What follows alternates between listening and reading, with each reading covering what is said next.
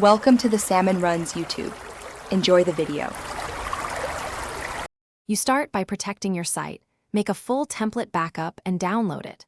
Once done, open Theme and choose Edit HTML so you can edit markup directly. You'll need the browser inspector to quickly find the footer container and attribution class names. Make sure to note widget ID and comment markers. This prevents accidental deletion. You're taking control of the structure first, not ripping things out blindly, because knowing where elements live makes the next edits safe and reversible.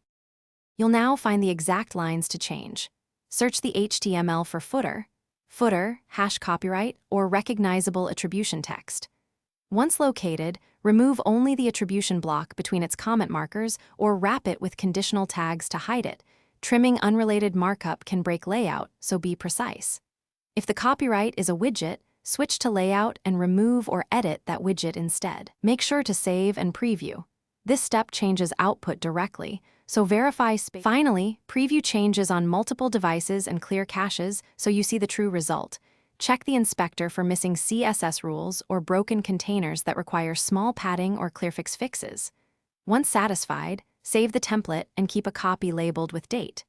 If things go wrong, revert immediately using your backup or compare files with a diff tool to pinpoint the problematic edit.